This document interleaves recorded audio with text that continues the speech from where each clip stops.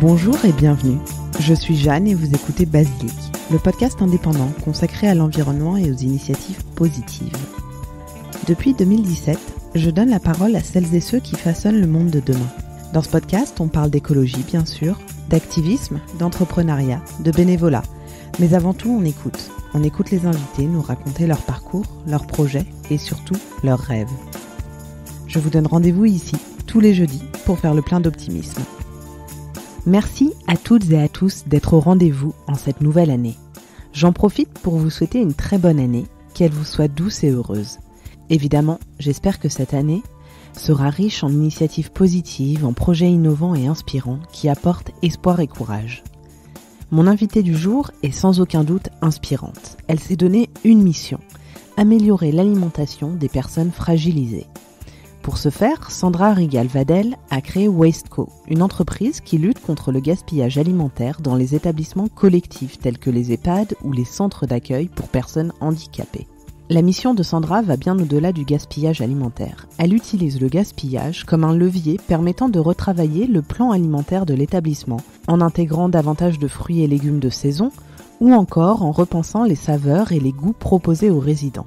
J'ai beaucoup aimé rencontrer Sandra à Marseille et enregistrer cet épisode avec elle, et je tenais vraiment à le garder pour ce début d'année, car je le trouve particulièrement inspirant. J'espère que cet épisode vous plaira autant qu'à moi. Je vous souhaite une très belle écoute. Bonjour Sandra. Bonjour Jeanne. Comment allez-vous ? Très bien. Je suis ravie de vous retrouver ici à Marseille. Voilà, ça fait un petit moment qu'on échange. Et puis le Covid a repoussé nos plans d'interview, mais ce n'était que partie remise. Aujourd'hui, on va parler d'alimentation. Un sujet que je n'ai pas eu la chance d'aborder, ou en tout cas que je n'ai abordé que très peu sur le podcast. Donc je suis ravie que vous puissiez éclairer notre lanterne à ce sujet-là. Est-ce que vous pouvez commencer par vous présenter, s'il vous plaît ? Oui, alors je suis Sandra Rigal-Vadel, j'ai 50 ans et je suis la fondatrice d'une société qui s'appelle Wasteco, qui a été créée à Marseille. Wasteco, c'est une société qui accompagne les établissements qui proposent de la restauration collective dans le cadre de la maîtrise de leur gaspillage alimentaire. Voilà. Quand je parle d'établissements qui proposent de la restauration collective, je parle d'établissements qui, tels que les hôpitaux, les EHPAD, les institutions médico-sociales. C'est notre cœur de cible, c'est les établissements dans lesquels on intervient actuellement. En fait, ce sont des établissements qui accueillent des personnes fragilisées. Je dirais que c'est le maître mot chez Wasteco, c'est la fragilité et l'alimentation. Pourquoi la fragilité ? Pourquoi est-ce que c'était un sujet qui vous tenait à cœur ? Comment est-ce que vous vous êtes posé la question un jour de vous demander qu'est-ce que mangent les personnes en situation de handicap, les personnes âgées en EHPAD ? Pourquoi ce sujet-là qui est finalement un sujet peu connu ?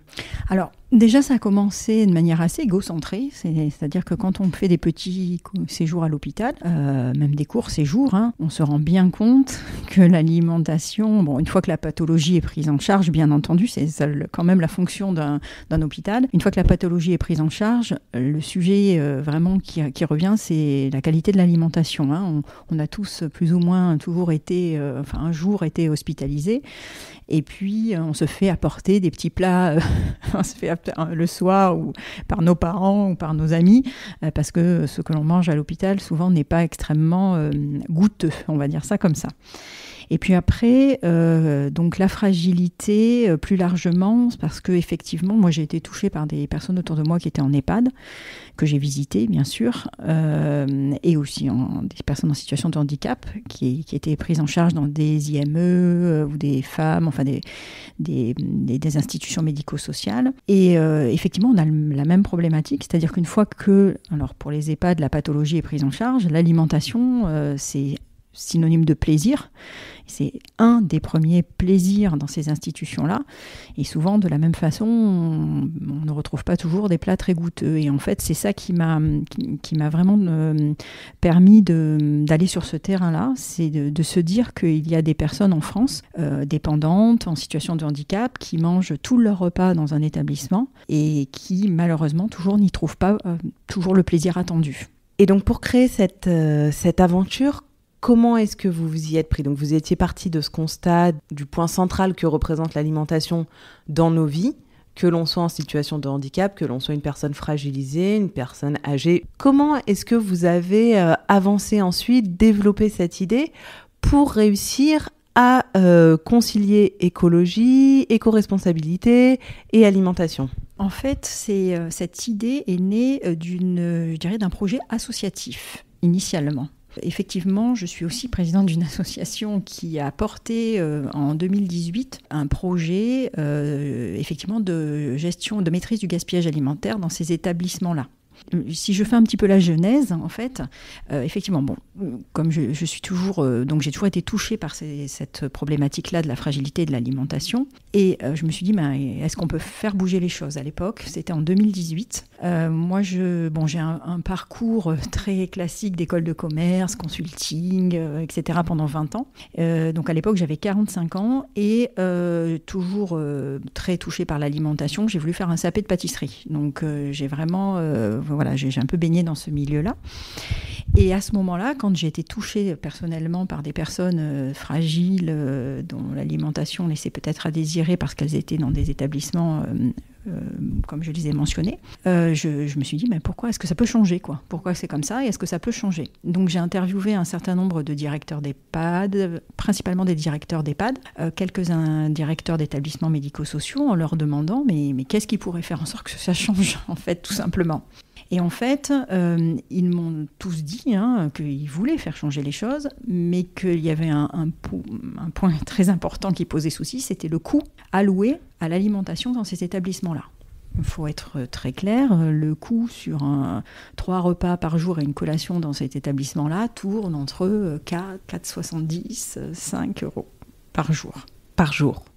Donc ils m'ont tous dit, mais nous on aimerait faire mieux, mais avec ce coût-là, c'est très compliqué, quoi. Voilà, on ne peut pas manger du foie gras tous les jours, ce que je pouvais tout à fait comprendre. Néanmoins, ils étaient tous très volontaires pour faire bouger les choses et puis pour améliorer ça. Il n'y avait pas de sujet. Donc on était en réflexion pour se dire, avec ce coût-là, comment on peut faire bouger les choses ? En parallèle, c'était en 2018 et il y avait les États généraux de l'alimentation. Vous avez dû en entendre parler, voilà. Tout à fait. Qui ont donné lieu à la mise en place d'une loi en octobre 2018 qui s'appelle la loi Egalim, qui touche beaucoup de sujets, mais notamment la restauration collective. Et cette loi impose à la restauration collective, à partir de janvier 2022, de pouvoir constituer ces menus avec 50% de produits à label, dont 20% de bio. Alors, c'est en valeur d'achat. Donc, imaginez déjà qu'on a des coûts, ces établissements ont des coûts extrêmement serrés, mais en plus de ça, il va falloir, avec les mêmes coûts, pouvoir faire 50% de label et 20% de bio, ce qui est quasiment impossible.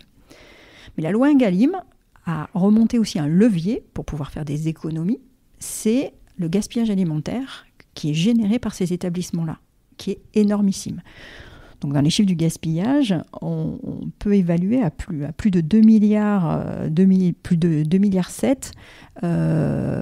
d'euros le coût du gaspillage alimentaire en restauration collective en France, tout compris. C'est énorme, c'est colossal. Et donc la loi Egalim oblige aussi du coup ces établissements à mettre en place des diagnostics de gaspillage alimentaire à partir de janvier 2022. Ce qui fait que en réduisant son gaspillage alimentaire, on réduit les volumes, les commandes, les coûts, et on peut réallouer ces coûts-là sur des produits à meilleure valeur ajoutée. Et donc on s'est dit, est-ce que ça fonctionne ? Est-ce que ça va fonctionner ? On est en 2018. Est-ce que cette loi... Alors bien entendu, la loi s'est appuyée sur des chiffres avec des expériences déjà réalisées qui étaient probantes, mais on s'est dit, est-ce qu'on peut le mettre en place partout ? Et c'est de là qu'on s'est dit, on va travailler sur des diagnostics de gaspillage alimentaire dans des établissements qui est partenaires, qui souhaitaient travailler avec nous. On l'a fait dans un cadre associatif initialement. À Marseille, enfin dans la région du 13, des Bouches-du-Rhône, nous avons fait 4 études de diagnostic de gaspillage alimentaire auprès d'établissements divers et variés, des établissements urbains, des établissements plus ruraux, dans les Alpilles par exemple, où ils travaillaient déjà avec des produits frais, etc. Ils faisaient déjà travailler les producteurs locaux, etc. Des petits établissements, des plus gros. Et on a fait une étude dans un cadre associatif initialement. pour savoir si déjà pour faire des diagnostics de gaspillage et pour savoir si ces chiffres étaient justes. Effectivement, on est à 20-30% de gaspillage alimentaire dans ce qui est produit dans ces établissements-là, ce qui est énorme. Et ensuite de se dire, si on le diminue, ce gaspillage, est-ce qu'on peut le rallouer vers des produits avec meilleure valeur ajoutée ? Et en fait, à l'issue de cette étude qui a duré 1 année, on a eu d'excellents résultats. Et de ce fait, c'est comme ça que Westco est né, puisqu'en fait, à l'issue de cette étude, on l'a arrêté. Et on s'est dit, mais on ne peut pas laisser ça comme ça. Enfin, c'est dommage, on a une étude probante, on arrive à accompagner les établissements dans la réduction et la maîtrise de leur gaspillage alimentaire. Et du coup, c'est comme ça que Westco est né, en se disant on va créer une offre pour pouvoir accompagner ces établissements-là. Et la particularité de notre offre, c'est que le gaspillage alimentaire, on entend beaucoup parler aujourd'hui, et puis il est pris sous divers axes en fait. Souvent le déchet ou même la réutilisation des déchets, des surproductions. Et nous, on s'est dit que le meilleur déchet, c'était celui qui n'était pas produit, clairement. Et donc, on s'est positionné vraiment sur le côté santé-nutrition. Et nos études, la particularité de nos études que l'on a fait dans le cadre associatif, mais maintenant dans le cadre de Westco, c'est qu'on ne fait intervenir que des diététiciennes.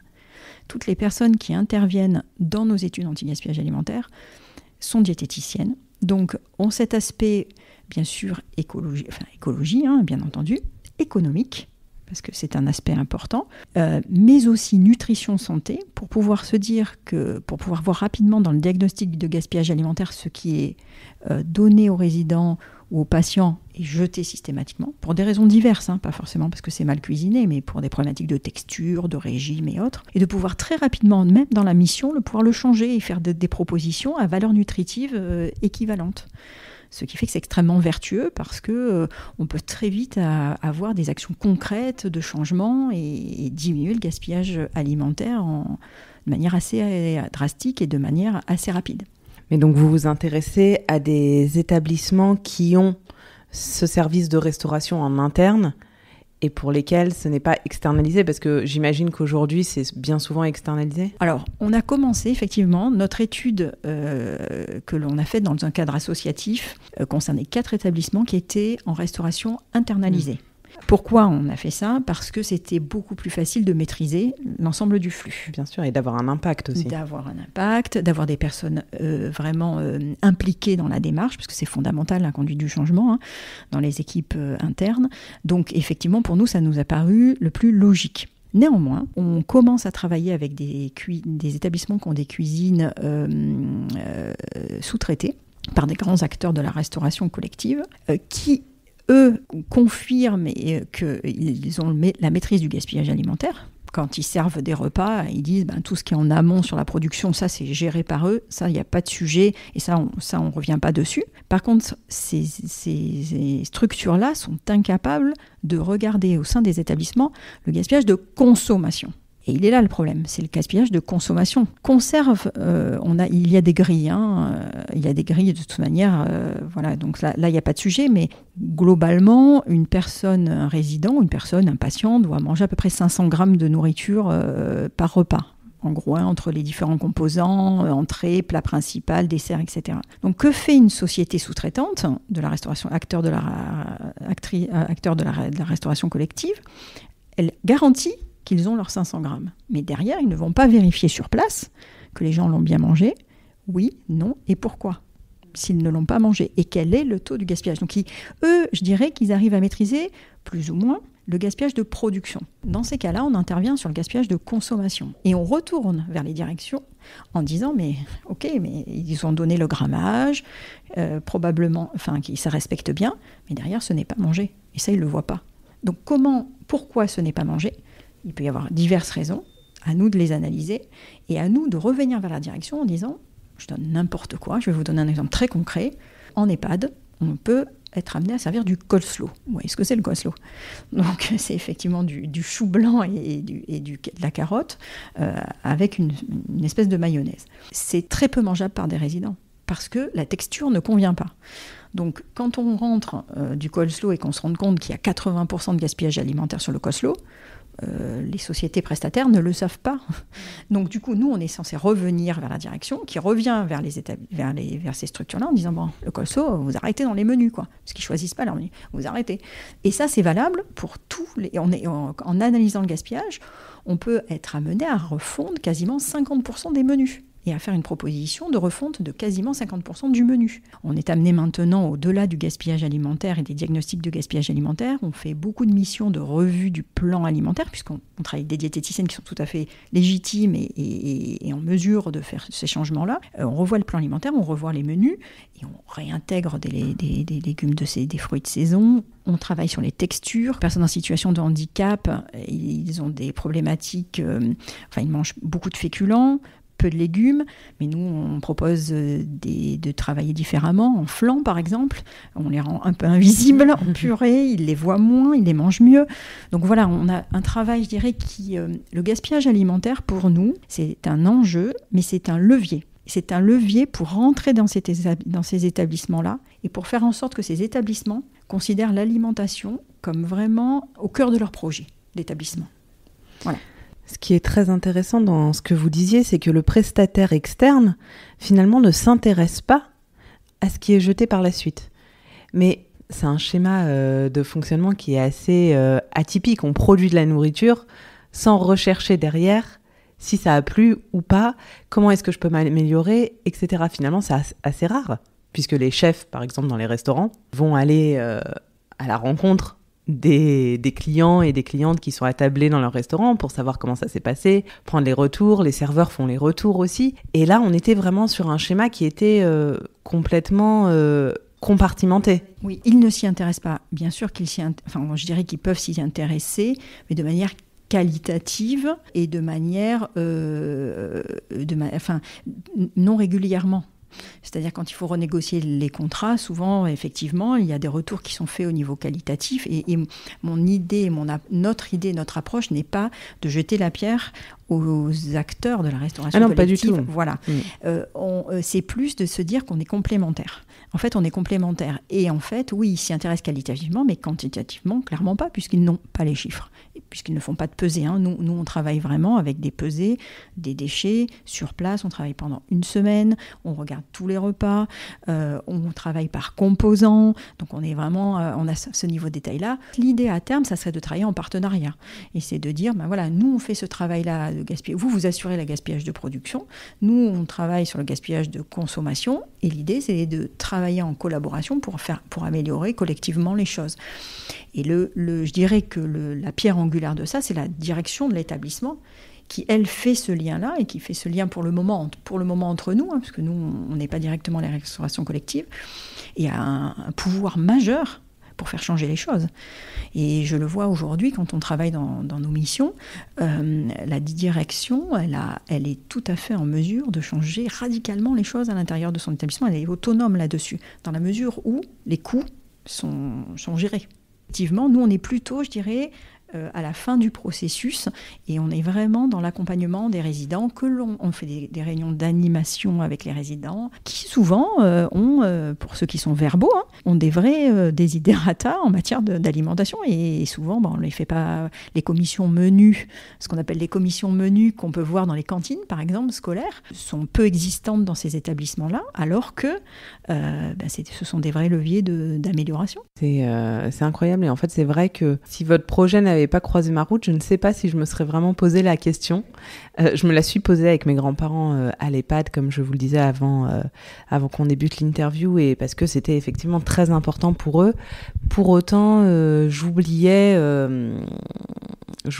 avec bêtise les personnes en situation de handicap et toutes les personnes qui sont dans des établissements et qui n'ont aucun contrôle de ce qu'ils vont pouvoir manger, de ce qui leur est servi, et de l'impact aussi que cela peut avoir sur notre morale, sur notre énergie, sur notre joie de vivre. Est-ce que ça, c'est quelque chose que vous avez pu mesurer ou que vous avez pu constater avec les diététiciennes, par exemple ? Alors, oui, clairement, et à chaque mission. Quand vous disiez, je n'avais pas idée, ça ne me venait pas forcément à l'esprit, tout ce monde-là de personnes qui sont complètement dépendants pour leur repas.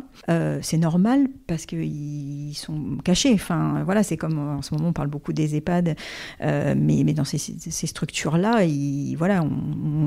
on n'a pas forcément quelqu'un en situation de handicap autour de nous, et donc on n'a pas forcément la possibilité d'aller dans ces centres-là. Autant l'EHPAD, souvent ça nous arrive un petit peu plus parce qu'on a des grands-parents ou des arrière-grands-parents, mais le monde du handicap est un peu différent pour ça. Il faut vraiment être touché de près pour pouvoir rentrer dans ces centres-là, qui sont pour la plupart très bien au demeurant. Oui, effectivement, alors pour les EHPAD, c'est incroyable parce que effectivement, quand on arrive à faire des 2 campagnes à 6 mois d'intervalle et qu'on arrive dans la 2e campagne à pouvoir réintégrer des fraises de saison et pas des fraises d'Espagne et des fraises des Alpilles, parce qu'on est, nous, dans une région extrêmement productrice, quoi.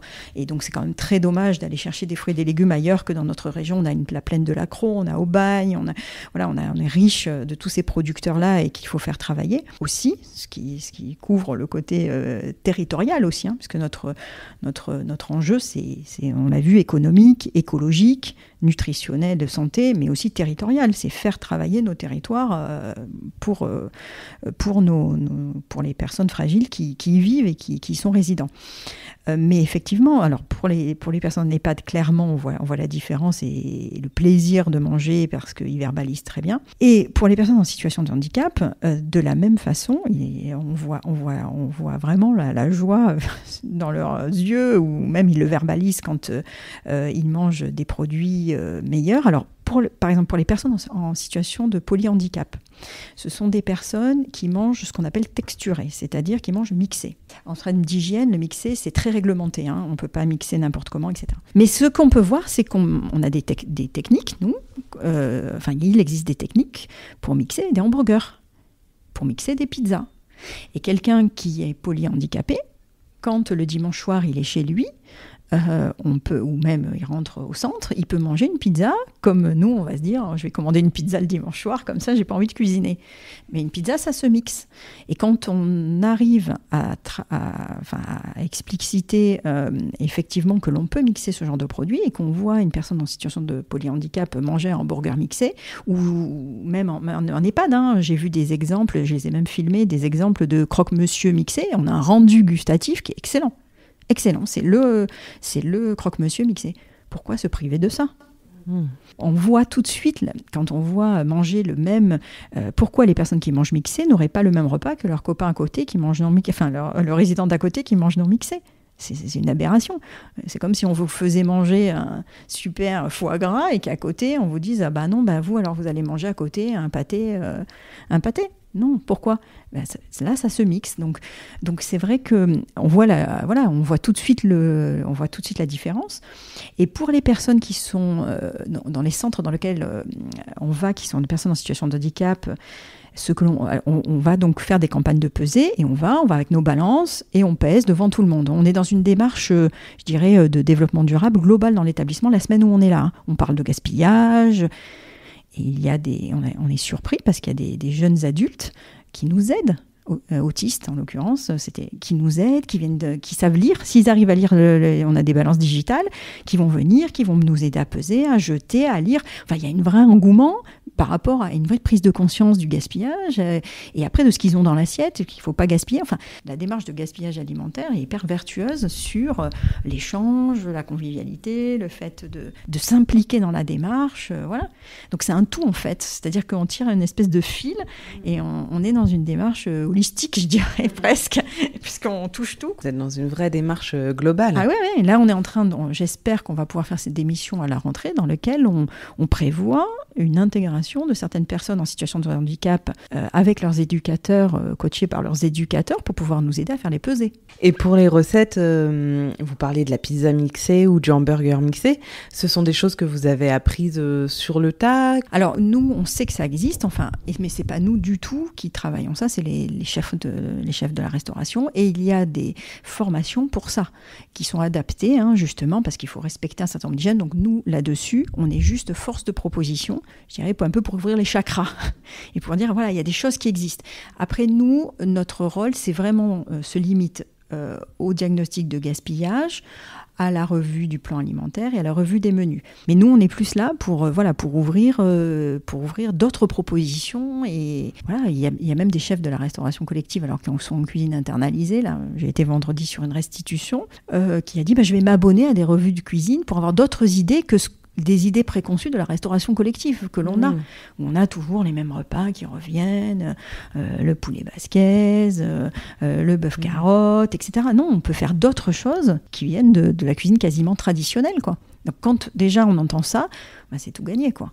Quand on a un chef de la restauration collective d'un centre pour personnes en situation de handicap qui dit je vais m'abonner à je sais pas quel magazine culinaire pour pouvoir avoir d'autres idées parce que des fois je manque d'idées, c'est super. Enfin voilà, on a déjà tout gagné, quoi. Oui, vous êtes là aussi pour ouvrir les portes, pour éveiller les consciences. C'est ça, exactement. Mais toujours dans cette idée d'utiliser le gaspillage alimentaire, pas comme un but en soi, c'est juste un moyen qui nous permet de faire un petit électrochoc en se disant « Ah oui, je dépense... » Parce que nous, on travaille dans nos diagnostics, on va dans nos restitutions, on travaille en poids du gaspillage, bien sûr. Déjà, c'est assez choquant quand on parle de tonnes sur un établissement de 60 résidents. Quand on parle en tonnes annuelles, ça fait déjà peur. Notre âme citoyenne et écologique en prend un coup. mais après, quand on commence à parler d'argent, puisqu'on parle d'argent, effectivement, là, ça commence pour la direction, ça donne l'électrochoc qui fait qu'il rentre dans la démarche encore plus volontairement. Quand derrière, on voit qu'il y a bien 500 grammes qui sont donnés aux résidents, mais qu'ils n'en prennent que 250, il peut y avoir des impacts de santé publique sur la dénutrition. Les établissements sont très conscients de ça, et on ne remplace pas du tout les médecins, etc. Ça, c'est pas un sujet. Ils sont extrêmement conscients de ça. Ils sont extrêmement conscients qu'il peut y avoir des dénutritions à l'hôpital. De la dénutrition, c'est un vrai sujet de santé publique, ou dans des établissements médico-sociaux, etc. Mais nous, en travaillant sur une semaine et en faisant une simulation, on se rend compte du nombre de grammes pris, concrètement. Et du coup, la direction s'en empare, les médecins s'en emparent. Donc, je dirais que c'est encore même plus large, le gaspillage alimentaire. C'est une porte d'entrée vers la lutte contre la dénutrition, ou la lutte, ce qu'on appelle la malnutrition, puisque dans certains établissements, alors c'est pas forcément que c'est mauvais, mais dans certains établissements avec des personnes en situation de handicap, on a plutôt des situations d'obésité, parce qu'on mange beaucoup de féculents, etc., et qu'ils n'ont pas forcément la notion de satiété. Donc si on donne une grosse assiette, la grosse assiette va être mangée. Donc on travaille aussi, nous, sur la condition des prises du repas. Et là, vraiment, on est force de proposition pour accompagner les établissements dans comment on présente de telle manière à ce que le légume il soit quand même mangé, même s'il y a des féculents dedans. Et donc, nos études de gaspillage peuvent démontrer une certaine forme de dénutrition, puisqu'effectivement, les grammages sont plus faibles que les grammages cibles, mais aussi peuvent être plus importants que les grammages cibles dans les cas où il peut y avoir de l'obésité. Donc, mais en tout cas, ça permet de corroborer et de se dire, dans les 250 grammes qu'ils ont pris, si c'est de la protéine, c'est une valeur nutritionnelle importante, on se dit que pourquoi pas, mais si c'est 250 grammes de laitage, on peut avoir des carences nutritionnelles. Et ça, nos diététiciennes permettent très rapidement d'accompagner un discours et de mettre le discours en face de ça qui va bien. Parce qu'on pourrait être désemparé face à ça. Un directeur, on lui dit, voilà, vous avez 250 grammes jetés sur les 500 grammes, donc voilà. Vos résidents ne prennent que 250 grammes en moyenne, puisqu'on n'est pas nominatif, mais on est en moyenne. Si on n'a pas un discours derrière très rapidement de diététicienne, d'accompagnement, voilà. Donc c'est pour ça que notre mission, elle est vraiment plus large que le diagnostic. Elle commence par ça, et c'est inévitable de commencer par là. Et grâce à la loi Egalim, parce que tous ces établissements-là vont être obligés, dès janvier 2022, de faire des diagnostics de gaspillage alimentaire. Donc ça, c'est une loi, ils ne pourront pas passer à côté. À raison de 1 par an, par exemple, ou... Pour le moment, c'est pas défini vraiment. C'est vraiment, ça va être mis en place. Donc les groupes de travail, d'après ce que j'ai compris, là, j'étais en lien avec le ministère, les groupes de travail sur les référentiels et les contrôles vont démarrer en janvier 2022. Donc voilà, disons qu'on va avancer en marchant, hein, c'est un peu ça. Et tout le monde ne va pas être contrôlé en janvier, hein, ça c'est sûr et certain. Néanmoins, ça sera obligatoire. Et aux acteurs de la restauration collective qui assurent au directeur d'établissement que pas de problème, le gaspillage il est géré, nous répondons non. Il est géré à leur niveau, au niveau de la production, mais derrière, au niveau de la consommation, c'est pas forcément le cas. Donc il y aura, quoi qu'il arrive, un travail à faire pour que les établissements s'assurent que le diagnostic de gaspillage de consommation soit mis en place dans leurs établissements. Ce qui est plutôt une bonne nouvelle. Oui. Et vraiment, voilà, si la loi Egalim est appliquée, c'est une excellente chose. Si on le prend de manière vertueuse, et qu'on ne se contente pas d'aller peser des poubelles. Parce qu'il y a aussi ce travers-là, hein, de se dire, le strict minimum. Je fais le strict minimum, je prends mes poubelles de fin de service, je pèse mes poubelles et je sais combien j'ai gaspillé. Voilà, et ça peut être une caricature de la mise en place de la loi Egalim qui serait très dommageable pour l'enjeu que ça représente. Combien d'établissements en France aujourd'hui font appel à ces services de restauration collective ? Est-ce que vous savez ? Ou combien d'EHPAD, combien de personnes ? Non, je ne sais pas. Je ne peux pas dire au niveau français. Je ne sais pas du tout. Je sais que c'est très nombreux et que les cuisines internalisées sont de moins en moins... ont été de moins en moins importante, hein, puisque c'était quand même une solution de facilité d'externaliser ça. Et puis ces établissements-là, c'est pas leur cœur de métier, l'alimentation, hein, c'est pas leur cœur de métier. Ils sont là pour soigner, ils sont là pour accompagner, et pas forcément pour alimenter. Mais enfin, c'est pas leur cœur de métier, donc ils ont souvent sous-traité cette partie-là. Et j'espère qu'un des impacts de la loi Egalim, ça sera, alors si ce n'est de réinternaliser, mais sinon d'exiger des sociétés de restauration collective plus de partenariats, et voilà. De toute manière, ils vont être obligés de respecter Egalim, hein, de respecter dans leur menu, de respecter les 50% de produits à label, etc. Donc on ne peut aller que vers un chemin partenarial et vertueux. Vous le disiez un peu plus tôt dans l'épisode, mais vous aimeriez tisser du lien aussi avec des producteurs et productrices à l'échelle locale. Comment est-ce que vous pourriez travailler avec les établissements et ces partenaires locaux ? Est-ce que là aussi, ce serait en étant force de proposition pour des modifications dans les menus ? Comment est-ce que ça pourrait se passer, ces partenariats-là ? Alors, des partenariats, pour le moment, on n'a rien mis en place, et c'était pas du tout notre objectif à court terme, parce qu'on est quand même une société qui a très peu finalement, qui a une grande expérience de plus de 4 ans, mais associative, et je dirais qu'à titre commercial, quelques mois, hein, donc on n'a pas encore vraiment tissé de partenariat. Néanmoins, déjà, ce que l'on fait, c'est quand les établissements nous confient la revue de leur plan alimentaire et de leur menu, il est bien évident qu'on travaille, on intègre un maximum de produits de saison et de produits locaux. Parce qu'aujourd'hui, dans la loi Egalim, on parle de produits à label et de produits bio, mais le statut, je dirais, de local n'est pas vraiment identifié pour le moment, mais je sais que ce sont des réflexions qui vont être menées. Donc nous, clairement, déjà dans les menus, on intègre énormément de produits locaux. Ensuite, les diététiciennes qui interviennent dans le cadre de Wasteco ont travaillé dans des structures qui font de la restauration, comme des hôpitaux, comme des EHPAD, etc. Elles ont elles-mêmes travaillé dans ces structures-là et ont des liens, ont déjà... Voilà. Donc elles vont conseiller des structures qui permettent, ou des producteurs qui permettent de pouvoir les alimenter. Parce que la problématique quand même dans la restauration collective et par rapport aux producteurs, c'est que dans les grands établissements, il faut du volume. Et ça peut être complexe parce qu'on ne peut pas assurer les X tonnes de radis, je dirais, tous les jours, ou chaque fois qu'il y en a besoin, parce que l'agriculture, c'est lié au climat, c'est lié à plein de facteurs qui font que le volume est difficile à assurer de manière régulière et récurrente. L'avantage qu'on a, nous, quand on travaille dans les EHPAD et dans les petites structures comme les IME, les femmes, c'est qu'il y a peu de résidents. On est sur 60 résidents, donc on a moins de volume. Et là, pour le coup, effectivement, le rapport, le lien et l'approvisionnement en circuit court est plus aisé. Voilà. Donc en fait, nous, à date, on préconise l'utilisation de ces produits-là, mais on ne met pas en lien aujourd'hui l'établissement avec les producteurs locaux. Oui, là encore, votre rôle, c'est aussi d'ouvrir la réflexion, exactement, de venir nourrir l'échange, mais pas forcément de créer un partenariat. Voilà. Nous, notre leitmotiv, c'est l'alimentation est un soin. Et quand on mange correctement, voilà, ça c'était Hippocrate, c'est l'alimentation, c'est le premier médicament. Donc voilà. Donc nous vraiment notre leitmotiv c'est ça, c'est l'alimentation est un soin et comment faire en sorte que cette alimentation devienne au cœur du projet d'établissement quelque chose d'ancré, de fondamental.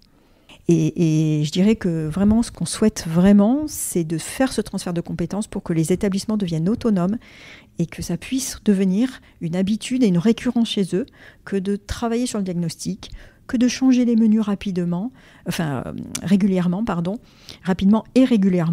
de telle manière à ce que vraiment voilà, ça puisse devenir une habitude. Souvent, dans ces établissements-là, on a un cycle de menu de 6 semaines, qui se reproduit, et puis vous allez 3 ans plus tard, on a toujours le même cycle de menu de 6 semaines, c'est-à-dire que le lundi d'il y a 6 semaines, on a mangé la même chose que le lundi. Voilà, il y a pas de, ça peut durer sur des années entières, vraiment. Donc nous, l'idée, c'est de se dire non, appropriez-vous notre outil, appropriez-vous ce diagnostic, analysez vous-même ce qui est jeté sans être mangé par les résidents, et voyez avec une diététicienne, les nôtres ou les vôtres, de changer les menus régulièrement. C'est comme si on vous disait, voilà, jusqu'à la fin de vos jours, vous allez manger tous les lundis de la semaine 1 du poulet, tous les mardis de la semaine 2 du porc, et toujours cuisiner de la même façon. C'est pas possible déjà que sur une semaine, je change de petit déjeuner. Voilà, et puis, 6 jours sur 7. Alors ça, c'est sur le changement. Et puis alors aussi, dès que nous, on a des diététiciennes qui déculpabilisent énormément les chefs de cuisiniers de ces établissements-là, puisque de la même façon, si on a des fruits sur 6 semaines, si on a des fruits à tous les fins de repas, souvent on se dit on va les changer, c'est-à-dire qu'on va mettre une fois de l'ananas, une fois du kiwi, une fois de la pomme, une fois de la poire, une fois de la fraise, une fois voilà. Mais en fait, chez nous, est-ce qu'on change de fruits tous les jours sur 6 semaines ? Pas du tout. Voilà, soit on doit manger la même chose de 6 semaines en 6 semaines de manière récurrente et voilà tout comme je vous expliquais. Ou même, on doit changer les fruits tous les jours. Oui, à l'inverse, aller vers trop de diversité. Parce que moi, on se retrouve aujourd'hui avec une semaine de menu la semaine dernière. J'étais sur une restitution, sur un établissement où il y avait ananas, kiwi, pomme, poire au sirop et le dernier, je ne sais plus ce que c'était. Et on ne trouve aucun abricot, aucune pêche, rien du tout. Alors, ça coûte cher. Clairement, c'est des produits, c'est des fruits qui coûtent cher. Mais justement, l'idée, c'est de rééquilibrer le menu de manière hebdomadaire pour se dire, voilà, si on met de l'abricot le lundi, on mettra peut-être un yaourt le mardi. Nos diététiciennes, c'est même pas moi, puisque moi, c'est pas mon métier, je n'en ai absolument pas les compétences, mais les diététiciennes qui nous accompagnent dans l'aventure Wesco sont extrêmement déculpabilisantes par rapport à ça, et en disant, il faut qu'ils mangent comme chez eux, quoi. Comme nous, on en mangeait, Donc, vous voyez, c'est vraiment une démarche globale de changement, de révolution de l'alimentation dans la restauration collective. C'est passionnant. Et on n'a pas évoqué la question des cantines scolaires. Pour autant, c'est un centre de restauration collective. Est-ce que là aussi, c'est un de vos objectifs de développement ou pour l'instant, pas vraiment, vous êtes plutôt sur ces populations plutôt fragiles et fragilisées ? Alors, c'est un concours de circonstances, nous ne sommes pas allés dans les cantines, mais c'est un axe de développement pour nous fort. Il faut savoir que les établissements médico-sociaux dont je vous parlais, ou les établissements de santé, sont en retard par rapport au gaspillage alimentaire, à cette notion-là, par rapport à la cantine scolaire. Les cantines scolaires s'y sont mis il y a plusieurs années déjà, où on voit des tables de tri, par exemple, dans les collèges, c'est quelque chose qu'on voit. Donc c'est pour ça qu'on n'était pas allé vers là au-delà du projet de cœur, parce que voilà, vous avez j'imagine senti qu'on était vraiment sur un projet qui nous tenait vraiment à cœur, on est vraiment dans quelque chose d'assez intuitu personnel là-dessus, mais néanmoins sur les cantines, on savait qu'il y avait des choses qui se faisaient, mais par contre on vous souhaiterait quand même se développer dans cette partie-là pour l'aspect nutrition santé, parce qu'en fait le gaspillage alimentaire et la maîtrise du gaspillage alimentaire dans les collèges, lycées, dans le scolaire est venue par le déchet. Plus par le déchet, par le déchet, par la partie écologie, développement durable, compost, biodéchets, etc. Plus par là que par la nutrition santé tel qu'on l'entend nous, tel qu'on l'entend nous. Donc je pense qu'il y a des choses à faire effectivement en faisant intervenir des diététiciennes comme on le fait nous dans le cadre scolaire parce qu'on sait qu'il y a une certaine forme de fragilité dans certains établissements liée au fait que certains enfants ne prennent qu'un repas par jour dans certaines régions de France, enfin villes de France, ne prennent qu'un repas par jour et il a la cantine. Et donc cette notion-là, alors les cantines le font déjà probablement très bien, mais en tout cas nous on aimerait se développer plus sur cette population-là d'établissements qui quelquefois ne bénéficient pas de diététicienne par exemple, d'expertise de diététicienne et donc c'est un axe de développement pour nous clairement.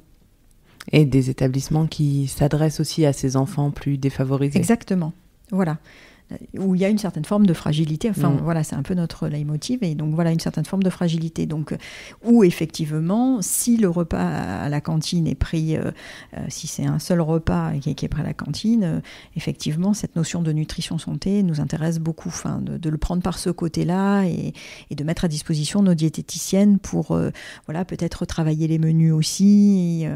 Tous les établissements scolaires, comme les établissements dont j'ai parlé précédemment, n'ont malheureusement pas la possibilité de s'offrir les services de diététicienne aussi. Donc Donc on est vraiment dans cette démarche-là, mais vraiment le gaspillage alimentaire comme un levier pour favoriser l'alimentation santé et nutrition. Très intéressant. Ce qu'on peut demander aux auditeurs et aux auditrices de Basilic, c'est de vous mettre en relation avec les établissements de santé dans lesquels ils ont l'occasion de se rendre pour rendre visite à leurs proches, ou s'ils nous écoutent depuis un établissement de santé aussi, qu'ils n'hésitent pas à contacter Wasteco et à vous mettre en relation. Je trouve que c'est vraiment une démarche originale et qui fait sens. Parce qu'on a tous ce rapport à l'alimentation, on aime tous bien manger, on aime tous se régaler. Merci beaucoup de nous avoir consacré ce temps-là. J'espère qu'on aura l'occasion de refaire un point d'ici quelques années pour voir comment ça a évolué et où ça vous a mené. Merci beaucoup, merci 1000 fois. Merci à vous. Et voilà, cet épisode est déjà terminé et j'espère qu'il vous aura plu. N'hésitez pas à consulter la barre de description de l'épisode pour retrouver toutes les informations citées durant notre échange. J'espère que le parcours de Sandra et son projet pourront vous inspirer. Je vous donne rendez-vous la semaine prochaine pour un nouvel épisode et d'ici là, prenez soin de vous. À très bientôt.